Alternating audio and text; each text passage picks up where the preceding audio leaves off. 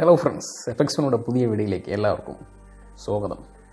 അപ്പോൾ നമ്മുടെ ലൈവ് ഒക്കെ വന്നിട്ട് കുറച്ച് നാളായി. അപ്പോൾ ഇനി കണ്ടിന്യൂസ് ക്ലാസ്സിലോട്ട് നമുക്ക് നമ്മൾ പഠിക്കാൻ പോകുന്നത് ആഫ്റ്റർ എഫക്ട്സിൻ്റെ ട്യൂട്ടോറിയലാണ്. ആഫ്റ്റർ എഫക്ട്സ് യൂസ് ചെയ്തുകൊണ്ട് എങ്ങനെ ക്ലാസ്സുകൾ, അതായത് ആഫ്റ്റർ എഫക്ട്സിൻ്റെ എഫക്റ്റുകളും വീഡിയോസുകളും അതുപോലെ തന്നെ മോഷൻ ഗ്രാഫിക്സ്, വീഡിയോ എഡിറ്റിംഗ് എങ്ങനെ അതൊക്കെ ചെയ്യാവുന്നതാണ്. അപ്പം നമുക്ക് അഡോബിൽ തന്നെ രണ്ട് സോഫ്റ്റ്വെയർ ഉണ്ട്.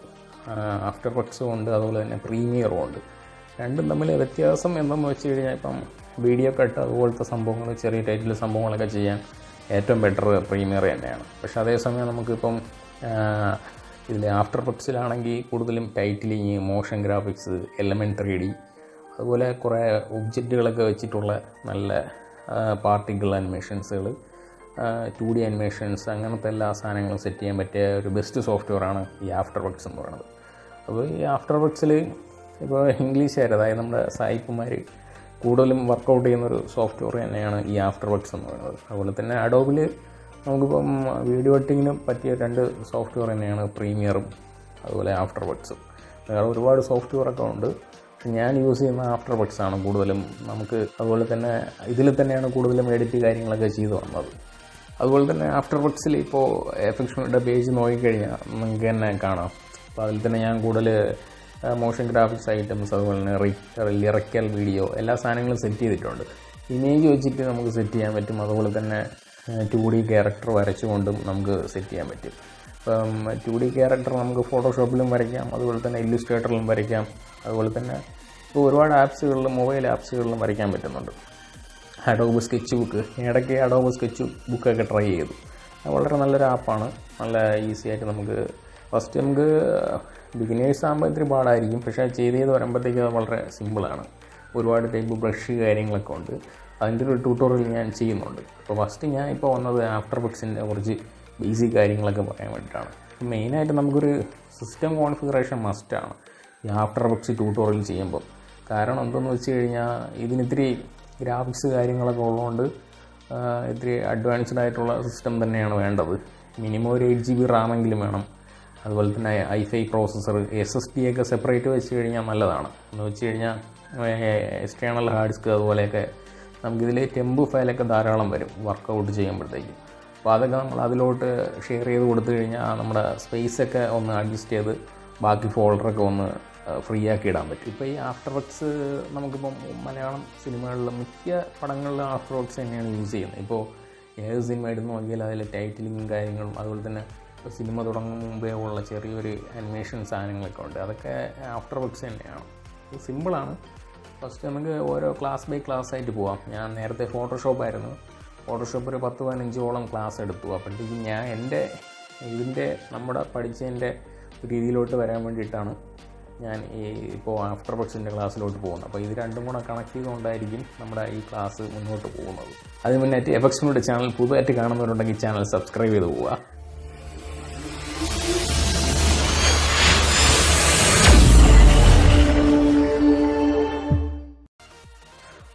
അപ്പോൾ ഫ്രണ്ട്സ്, നമുക്ക് അഡോബ് ആഫ്റ്റർ എഫക്ട്സ് ഓപ്പൺ ചെയ്യാൻ ഫസ്റ്റ് നമ്മൾ ഓപ്പൺ ചെയ്യുമ്പോൾ നല്ല ഡിലേ കാണും. സംഭവം ഒരുപാട് ആഫ്റ്റർ എഫക്ട്സിൻ്റെ ഒരുപാട് കണ്ടൻറ്റ് കാര്യങ്ങളൊക്കെ ഉള്ളതുകൊണ്ടാണ് ഫസ്റ്റ് ഒരു ഓപ്പൺ ചെയ്യുമ്പോൾ ഒരു ലോഡിങ് ടൈം എന്ന് പറയുന്നത്. നമ്മുടെ വർക്ക് ഏരിയ ഓപ്പൺ ആയിട്ടുണ്ട്. ഇതാണ് നമ്മുടെ വർക്ക് ഏരിയ എന്ന് പറയുന്നത്. ഇതിനകത്താണ് നമ്മൾ ഓരോ കോമ്പോസിഷനും ഓരോ പ്രോജക്റ്റുകളും നമ്മൾ ആഫ്റ്റർ എഫക്റ്റിൽ ചെയ്യുന്നത്. ഇതാണ് മെയിൻ നമ്മുടെ പേജ്. ഇപ്പോൾ നമ്മൾ ലെഫ്റ്റിൽ നോക്കുമ്പോൾ ടോപ്പിൽ ഫയൽ, എഡിറ്റ്, കോമ്പോസിഷൻ, അങ്ങനെ കുറച്ച് മെനൂസ് കാണാം. പിന്നെ പ്രോജക്റ്റ്, അതുപോലെ തന്നെ എഫക്റ്റുകൾ. അപ്പോൾ നമ്മൾ ഫസ്റ്റ് എഡിറ്റിൽ പോയി പ്രിഫറൻസിലാണ് പോകുന്നത്. അവിടെ നിന്ന് ജനറൽ. അപ്പോൾ ആഫ്റ്റർ എഫക്ട്സിന് ചെയ്യുന്നതിന് മുന്നേ ആയിട്ടുള്ള ചെറിയൊരു ടിപ്സാണ്. അപ്പോൾ നമുക്കൊരു മെനു ഓപ്പൺ ആയിട്ടുണ്ട്. ഈ മെനു ഓപ്പൺ ചെയ്തതിന് ശേഷം അതിൽ ജനറലുണ്ട്, പ്രിവ്യൂ ഉണ്ട്, ഡിസ്പ്ലേ ഉണ്ട്. നമ്മൾ മീഡിയ ആൻഡ് ഡിസ്ക് വെച്ച് ഇതാണ് എടുക്കുന്നത്. ഇതെന്ന് പറഞ്ഞു കഴിഞ്ഞാൽ നമ്മളിപ്പോഴും ഫസ്റ്റ് ഒരു വർക്ക് ചെയ്യണതിന് മുന്നേ ക്ലിയർ ക്യാഷും ക്ലിയർ കുക്കീസൊക്കെ കൊടുക്കത്തില്ലേ ഫോണിൽ, അതുപോലെ ഒരു സംഭവം തന്നെയാണ് ഇവിടെയും കൊടുക്കണം. അതുപോലെ തന്നെ നമ്മളൊരു ഹാർഡ് ഡിസ്കിൽ, എക്സ്റ്റേണൽ ഹാർഡ് ഡിസ്ക്, അതല്ലെങ്കിൽ ഒരു പ്രത്യേക ഫോൾഡർ, ഇപ്പം നമ്മളെ ഇപ്പോൾ സിസ്റ്റത്തിൽ CDF എന്നൊക്കെ പറഞ്ഞൊരു ഫോൾഡർ കാണും. അപ്പോൾ അതിലേതെങ്കിലും ഒരു ഫോൾഡറിൽ നമ്മൾ സെറ്റ് ചെയ്ത് കൊടുക്കണം നമ്മുടെ ക്യാച്ച് ഫയലുകൾ. ഇതൊക്കെ ഒരു ജങ്ക് ഫയൽസുകളാണ്. ഒരുപാട് സൈസുകൾ. നമ്മളിപ്പോൾ ഒരു വീഡിയോ എഡിറ്റ് ചെയ്യുമ്പം അതിൻ്റെ ജങ്ക് ഫയൽസ് അല്ലെങ്കിൽ ടെമ്പ് ഫയൽസ് എന്ന് പറയുന്നത് വളരെ കൂടുതലാണ്. അപ്പോൾ ഈ സംഭവം നമ്മളെപ്പോഴും ഒന്ന് ക്ലിയർ ചെയ്തിട്ട് വേണം ഒരു പുതിയ വർക്ക് സ്റ്റാർട്ട് ചെയ്യാൻ. അപ്പോൾ നമുക്കൊന്ന് സിസ്റ്റം ഫ്രീ ആയിരിക്കും, കുറച്ച് ഫാസ്റ്റായിട്ട് നടക്കും. നിങ്ങൾക്ക് തന്നെ ഇത് ചൂസ് ചെയ്തൊരു ഫോൾഡറിലാക്കാൻ പറ്റും. അതെങ്ങനെയാണെന്ന് പറഞ്ഞു തരാം. ഇപ്പോൾ നമ്മൾ ചൂസ് ഫോൾഡർ എന്ന് പറഞ്ഞൊരു ഓപ്ഷൻ ഉണ്ട്. അപ്പോൾ നിങ്ങളുടെ സിസ്റ്റത്തിൽ തന്നെ ഏതെങ്കിലും ഒരു ഫോൾഡറിൽ കണക്ട് ചെയ്യുക. ഇപ്പോൾ CDF എന്നൊക്കെ ഉള്ളതിൽ ഏതെങ്കിലും ഒരു ഫോൾഡർ, ഇഷ്ടംപോലെ സ്പേസ് ഉള്ള ഒരു ഫോൾഡറിൽ അതിനങ്ങ് സെലക്ട് ചെയ്ത് അങ്ങ് ഇട്ടാൽ മതി. ഇപ്പോൾ ടെമ്പ് എന്ന് പറഞ്ഞിപ്പം സേവ് ചെയ്ത് സെലക്ട് ഫോൾഡറാക്കി. അപ്പോൾ അതിനകത്തായിരിക്കും നമ്മുടെ ഈ ജങ്ക് ഫയൽസും ടെമ്പററി ഫയൽസൊക്കെ, ഈ ഫയൽസൊക്കെ സ്റ്റോറായി കിടക്കുന്നത് ആ ഒരു പ്രത്യേക ഫോൾഡറിലായിരിക്കും. ഇതൊരു വലിയൊരു എമൗണ്ട് തന്നെ വരും കേട്ടോ. നിങ്ങളിപ്പം വർക്ക് ചെയ്ത് വരുമ്പോൾ ഒരു ചെറിയൊരു വീഡിയോ ചെയ്താലും അതിനകത്ത് എഫക്റ്റ് കാര്യങ്ങൾ ഓരോന്ന് നമ്മൾ കൊടുക്കുമ്പോഴും അതെല്ലാം സേവായി അവിടെ കിടക്കും. അപ്പോൾ തന്നെ ഒരു മിനിമം ഒരു 6 GB 5 GB 7 GB ഫയൽ അവിടെ വരും എങ്ങനെയായാലും. ഈ ഡാറ്റാ ബേസും ക്യാച്ചുമാണ് അടുത്തിൻ്റെ താഴെയുള്ള 2 ഓപ്ഷൻസ് എന്ന് പറയുന്നത്. അതും ഇതുപോലെ തന്നെ നമ്മളൊരു ഫോൾഡർ ക്രിയേറ്റ് ചെയ്ത് എല്ലാം കൂടെ ഒരൊറ്റ ഫോൾഡറിലാക്കിയാലും കുഴപ്പമില്ല, ഒരു ഫോൾഡറിലാക്കി അങ്ങ് സേവ് ചെയ്ത് ടെമ്പ് ഫോൾഡർ ക്രിയേറ്റ് ചെയ്ത് അങ്ങ് സെറ്റ് ചെയ്ത് അങ്ങ് വിടുക. അത് സിമ്പിളായിട്ടുള്ളൊരു പരിപാടിയാണ്. ഇത് നമ്മൾ ആഫ്റ്റർ എഫക്ട്സിൻ്റെ ഒരു സിമ്പിൾ ടിപ്പാണ്. എല്ലാവരും ചെയ്യുക. ഇത് ചെയ്തതിന് ശേഷം മാത്രമേ അടുത്ത സ്റ്റെപ്പിലോട്ട് മൂവ് ചെയ്യാവൂ. നെക്സ്റ്റ് അടുത്തൊരു ഇമ്പോർട്ടൻ്റ് ആണ് ഓട്ടോ സേവ് എന്ന് പറയുന്നൊരു സംഭവം. ഇപ്പോൾ നമ്മുടെ ഒരു ഫയൽ ചെയ്തുകൊണ്ടിരിക്കുമ്പോൾ ഓട്ടോമാറ്റിക്കായിട്ട് എന്തെങ്കിലും എറർ വന്ന് പോയി, അപ്പോൾ നമ്മൾ ചെയ്തുകൊണ്ടിരിക്കുന്ന ഫയൽ മൊത്തം ക്രാഷായി പോകും. അതിനുവേണ്ടി നമുക്കിവിടെ ടൈം സെറ്റ് ചെയ്ത് അതുപോലെ തന്നെ പ്രോജക്റ്റും കൊടുക്കാം. മിനിമം എത്ര പ്രോജക്റ്റ് വേണം അത്രയും പ്രോജക്റ്റ് അവിടെ സേവ് ആവുകയും ചെയ്യും. ഒരു നല്ലൊരു സംഭവമാണ്. ഇത് ഒരു വർക്ക് ചെയ്യണമെങ്കിൽ മുന്നായിട്ട് ഇമ്പോർട്ടൻ്റ് ആയിട്ട് ചെയ്യേണ്ട ഒരു സംഭവമാണ്. അല്ലെങ്കിൽ ഇപ്പോൾ വർക്ക് ചെയ്തുകൊണ്ടിരിക്കുമ്പോൾ ക്രാഷായി എന്തെങ്കിലും പോയി കഴിഞ്ഞാൽ നമ്മൾ അത്രയും ചെയ്ത് അത്രയും വേസ്റ്റ് ആവും. ഇതിപ്പോൾ 5 മിനിറ്റിന് മുന്നേ ഉള്ള സംഭവങ്ങൾ അവിടെ തന്നെ സേവ് ആയിട്ട് കിടക്കും. ഇത്രയാണ് നമ്മളൊരു വർക്ക് ചെയ്യണതിന് സ്റ്റാർട്ടിങ്ങിന് ചെയ്യുന്ന ഒരു സംഭവം. ആഫ്റ്റർ എഫക്റ്റിൽ ബേസ് ആയിട്ടുള്ളൊരു സംഭവമാണ്. നെക്സ്റ്റ് നമുക്ക് അതുപോലെ ഹോം പേജിൽ വരാം. അടുത്ത് നമ്മൾ പറയുന്നത് പാനൽസാണ്. ഇപ്പോൾ ഒരു ഹോം പേജിൽ വരുമ്പം അതിനകത്ത് എസെൻഷ്യൽ, സ്റ്റാൻഡേർഡ് അങ്ങനെ കുറച്ച് ഓപ്ഷൻസ് ഉണ്ട്.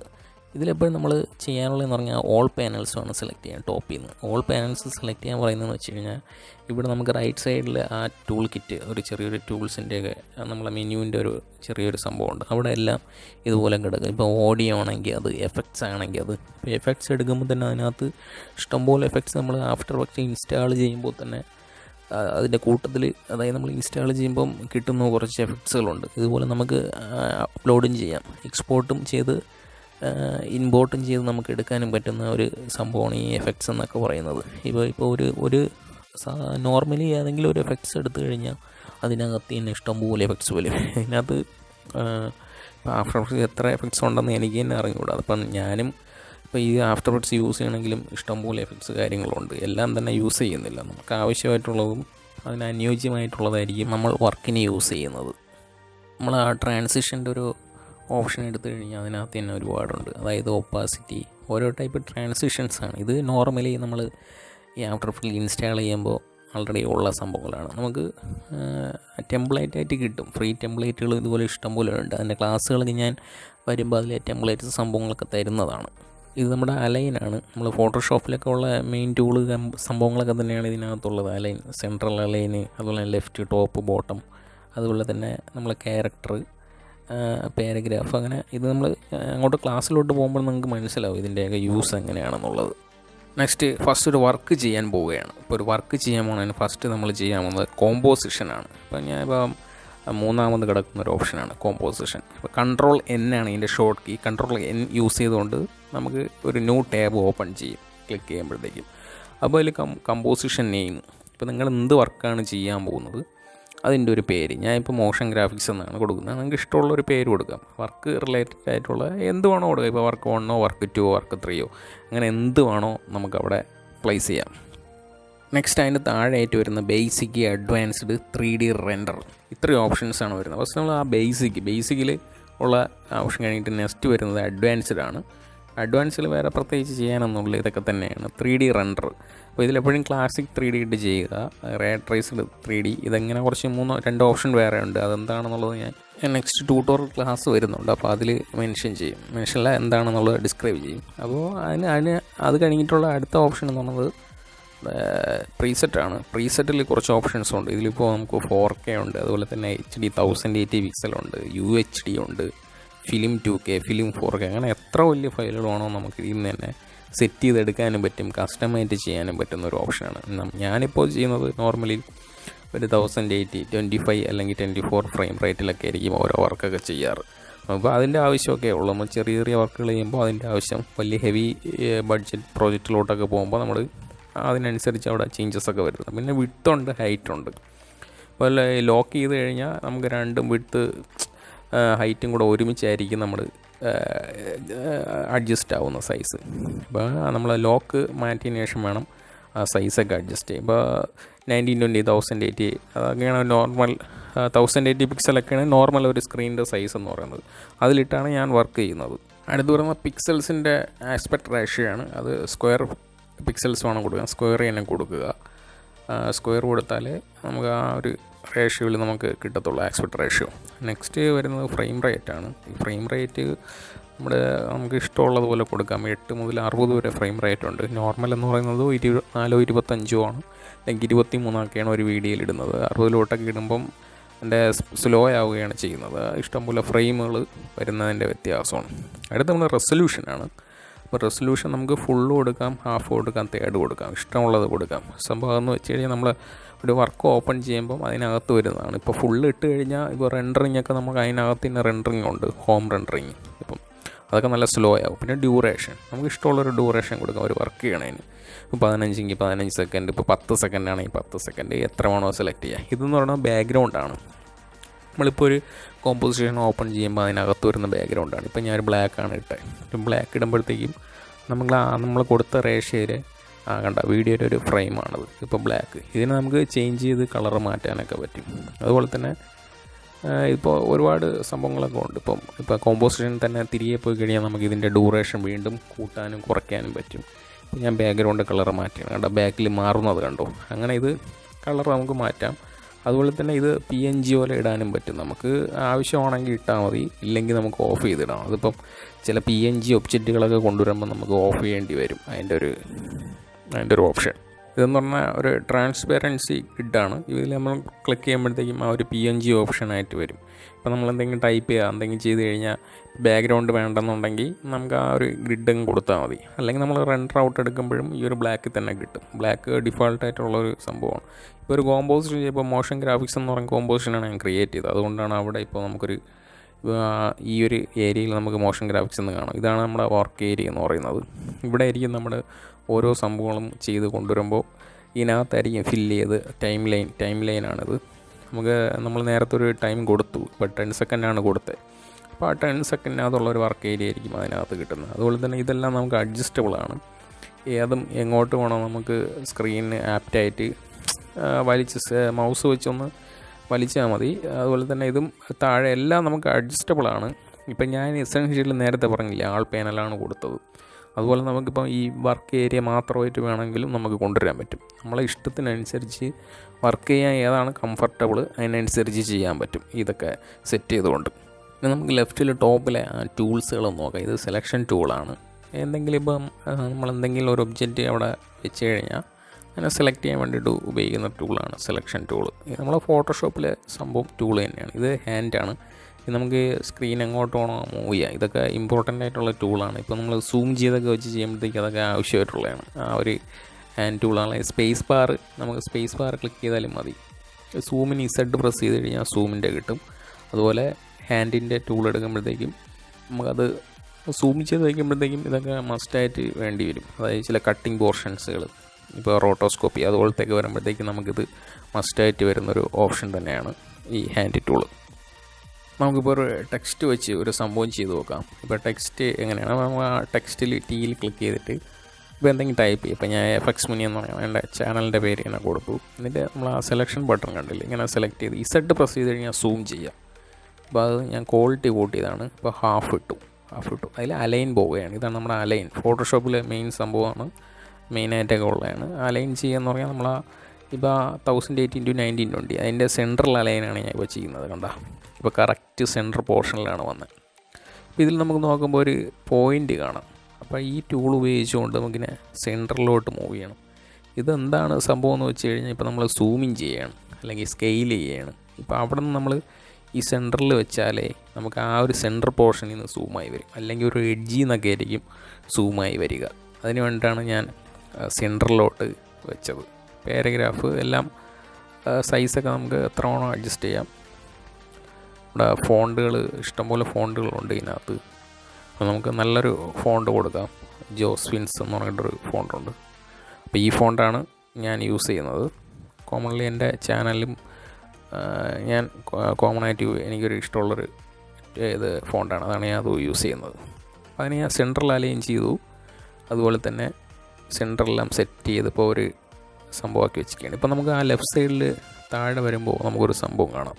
പ്ലേ ബട്ടൺ പോലെ ഒരു കീ കാണും. അതിൽ പ്രസ് ചെയ്യുമ്പോഴത്തേക്കും ടെക്സ്റ്റും ഉണ്ട്, ട്രാൻസ്ഫോം ഉണ്ട്. ഇതൊക്കെ നമുക്ക് മെയിനായിട്ടുള്ള ഒരു സംഭവമാണ്. ടെക്സ്റ്റ് അലൈൻ ചെയ്യുമ്പോഴും ഒരു ടെക്സ്റ്റിൻ്റെ സംഭവമൊക്കെ ചെയ്യുമ്പോൾ ആനിമേറ്റ്, അങ്ങനെ ഒരുപാട് ഓപ്ഷൻസ് ഉണ്ട് ഇതിനകത്ത്. നമുക്കിപ്പോൾ ടെക്സ്റ്റിൻ്റെ അകത്ത് കയറുമ്പോൾ പാത്ത് ഓപ്ഷൻസ്, മോർ ഓപ്ഷൻസ്, അങ്ങനെ ഒരുപാട് ഓപ്ഷൻസ് ഉണ്ട്. ഇത് നമ്മുടെ വരും ക്ലാസ്സിലോട്ടായിരിക്കും ഇതിൻ്റെയൊക്കെ യൂസ് എന്താണെന്ന് പറയുക. ഞാൻ ഇപ്പോൾ ട്രാൻസ്ഫോമാണ് എടുക്കുന്നത്. ഇപ്പോൾ ട്രാൻസ്ഫോം എടുക്കുമ്പോൾ അതിനകത്ത് ആങ്കർ പോയിൻ്റ് ഉണ്ട്, പൊസിഷനുണ്ട്, സ്കെയിലുണ്ട്, അതുപോലെ റൊട്ടേഷനുണ്ട്, ഒപ്പാസിറ്റി ഉണ്ട്. ഇതൊക്കെ നമ്മൾ നോർമലി ഒരു ടൈറ്റിലിങ് അല്ലെങ്കിൽ ചെറിയൊരു അനിമേഷൻ, സ്കെയിൽ അനിമേഷൻസ് അല്ലെങ്കിൽ ഒരു ട്രാൻസ്ഫോം പോലുള്ള സംഭവങ്ങളൊക്കെ യൂസ് ചെയ്യണം. ഇപ്പോൾ പൊസിഷൻ കണ്ട, അപ്പോൾ ഈ പൊസിഷൻ നമുക്കിങ്ങനെ ചെയ്തുകൊണ്ട് പൊസിഷൻ ലെഫ്റ്റിലോട്ട് റൈറ്റിലോട്ട് മൂവ് ചെയ്യാം. ചില ഓബ്ജക്റ്റ് സൈഡിൽ നിന്നൊക്കെ വരുന്നതും അതുപോലെ ടോപ്പിൽ നിന്നൊക്കെ വരുന്നത് അതെല്ലാം ഈ ഒരു ടൂൾ യൂസ് ചെയ്തുകൊണ്ടാണ്. അപ്പോൾ ഇതിൻ്റെ ക്ലാസ്സിനി കണ്ടിന്യൂ ചെയ്യും. അപ്പോൾ അതിൽ എങ്ങനെയാണ് വർക്കൗട്ട് ചെയ്യുന്നത് കാണിച്ചു തരും. ഇതിപ്പോൾ ജസ്റ്റ് നിങ്ങളിതൊന്ന് ഇത്രയും പഠിച്ച സംഭവങ്ങൾ വെച്ച് ട്രൈ ചെയ്ത് നോക്കുക. അപ്പോൾ കൈക്കൊരു സ്മൂത്ത്നെസ് കിട്ടും. അങ്ങനെ എങ്കിൽ മാത്രമേ നമുക്കിത് സെറ്റ് ചെയ്തെടുക്കാൻ പറ്റും. ഇപ്പോൾ ഞാൻ കാണിച്ചു തരാം. ഇതിപ്പോൾ ഞാൻ ലെഫ്റ്റ് ആ കോർണറിൽ വെച്ച് ഇനിയിപ്പോൾ സ്കെയിൽ ചെയ്യണം. കണ്ട, ആ സ്കെയിൽ ചെയ്യുമ്പോൾ ആ ഒരു എഫിൻ്റെ അവിടെ നിന്നായിരിക്കും അത് നമുക്കത് സ്കെയിലായി വരുന്നത്. അതേസമയം നമ്മളൊരു സെൻറ്ററിലേക്ക് കൊടുക്കുമ്പോഴത്തേക്കും അതിൻ്റെ അത് ഫോം ചെയ്യുന്നത് സെൻറ്ററിൽ നിന്നായിരിക്കും. നോക്കിക്കോ, ഇത് റൊട്ടേഷൻ കീ ആണ്. സെൻറ്ററിൽ നിന്നാണ് റൊട്ടേഷൻ നടക്കുന്നത്. ഇപ്പം നമ്മൾ ആ ലെഫ്റ്റ് സൈഡിലോട്ട് വെച്ചിരുന്നെങ്കിൽ ആ എഫിൻ്റെ അവിടെ നിന്നായിരിക്കും ആ റൊട്ടേഷൻ ബിഗിനിങ് ചെയ്യുന്നത്. ഇത് ഒപ്പാസിറ്റിയാണ്. നമുക്കിപ്പം ഇപ്പോൾ ഒരു സംഭവം ഫോം ചെയ്ത് വരികയാണ്. അപ്പോൾ അതിങ്ങനെ ഒപ്പാസിറ്റി യൂസ് ചെയ്തുകൊണ്ടാണ് അതിൻ്റെ ഒരു സംഭവം. ഇതിൻ്റെ ക്ലാസ് വരുമ്പോൾ നിങ്ങൾക്ക് എങ്ങനെയാണെന്ന് മനസ്സിലാവും. ഇതൊരു ട്രയൽ സംഭവമാണ്. നിങ്ങൾക്ക് ഇപ്പം ഫസ്റ്റ് നമ്മൾ ഫോട്ടോഷോപ്പ് ബിഗിനേഴ്സ് തുടങ്ങുമ്പോൾ ഇങ്ങനെയൊക്കെ ചെറിയ ചെറിയ സംഭവങ്ങൾ ചെയ്ത് വന്നാൽ മാത്രമേ നമുക്ക് അങ്ങോട്ട് ഹൈ എൻഡിലോട്ടൊക്കെ മൂവ് ചെയ്യാൻ പറ്റൂ. ഇതൊരു സിമ്പിൾ ടെക്നിക്കാണ്. അടുത്തതാണ് നമ്മൾ നെക്സ്റ്റ് ഐറ്റം എന്ന് പറഞ്ഞാൽ ഒരു മെയിൻ സംഭവമാണ്. സേവ് ചെയ്യാൻ മറക്കരുത്. ഫയലിൽ പോവുക, സേവ് ചെയ്യുക. സേവസോ ഷോർട്ട് കീ സേവസാണ്. സേവസ് ചെയ്തുകൊണ്ട് നമുക്ക് സേവ് ചെയ്യാം. ഏതെങ്കിലും നിങ്ങളൊരു പ്രോജക്റ്റ് 1 പ്രോജക്റ്റ് 2 എങ്ങനെയെങ്കിലും എവിടെയെങ്കിലും നല്ലൊരു സ്പേസൊക്കെ ഉള്ളൊരു സ്ഥലം എടുത്തിട്ട് അവിടെ സേവ് ചെയ്യണം. ഇപ്പോൾ നമ്മളൊരു ഫോൾഡർ ക്രിയേറ്റ് ചെയ്ത് സേവ് ചെയ്യുന്നതാണ് ഏറ്റവും ബെസ്റ്റ്. എന്ത് സാധനം ഇപ്പം നമ്മൾ ടെംപ്ലേറ്റ് ആയാലും വേറെ ഇനിയിപ്പം പ്രോജക്റ്റ് വർക്കൊക്കെ ചെയ്യുമ്പോൾ ഇഷ്ടംപോലെ ഐറ്റംസുകളല്ലാതെ അവിടെ നിന്ന് ഇമ്പോർട്ട് ചെയ്യാൻ വേണ്ട. അപ്പോൾ ഇതെല്ലാം കൂടെ ഒരുമിച്ച് ഒരു ന്യൂ പ്രോജക്റ്റിനകത്ത് സെറ്റ് ചെയ്യുന്നതായിരിക്കും നല്ലത്. അപ്പോൾ ഒരു ഫോൾഡറിനകത്ത് മോഷൻ ഗ്രാഫിക്സ് നിന്ന് അടിച്ചു. അപ്പോൾ ഇതിനകത്ത് തന്നെ ബാക്കി ഇപ്പോൾ BGM ആണെങ്കിൽ അങ്ങനെ എല്ലാം അതിനകത്ത് ഓരോന്നോരോന്നായിട്ട് സെറ്റ് ചെയ്ത് കൊണ്ടുപോകണം. അപ്പോൾ തീർച്ചയായും ഈ ഫയൽ സേവ് ചെയ്ത് തന്നെ പോകണം. നമ്മൾ ഫസ്റ്റിലേ സേവ് ചെയ്ത് അങ്ങ് പോവുക, അതാണ് ഏറ്റവും നല്ലത്. അതുപോലെ ഓട്ടോ സേവ് ഓപ്ഷൻ ഉണ്ട്, എന്നാലും നമ്മൾ സേവ് ചെയ്ത് തന്നെ പോകണം. പിന്നെ ഇതൊക്കെ നിങ്ങൾ ട്രൈ ചെയ്ത് നോക്കുക. ഇതിലിപ്പോൾ അഡോബ് ഫോട്ടോഷോപ്പിൽ ടെംപ്ലേറ്റും ഉണ്ട്, അതുപോലെ തന്നെ പ്രോജക്റ്റും ഉണ്ട്. അപ്പോൾ ഇഷ്ടമുള്ളത് നിങ്ങൾക്ക് സേവ് ചെയ്യാം. ഏതായാലും ഒരു കുഴപ്പവുമില്ല, രണ്ടും സെയിം തന്നെയാണ്. പിന്നെ തീർച്ചയായും നിങ്ങളിതൊന്ന് ട്രൈ ചെയ്യുക. പിന്നെ എന്ത് ഡൗട്ട് ഉണ്ടെങ്കിലും കമൻറ്റ് ചെയ്യുക. അതുപോലെ Fxmuni ചാനൽ പുതുതായിട്ട് കാണുന്നതിനുണ്ടെങ്കിൽ സബ്സ്ക്രൈബ് ചെയ്യുക. കൂടെ ആ ബെൽ ബട്ടണും കൂടെ അമർത്തുക.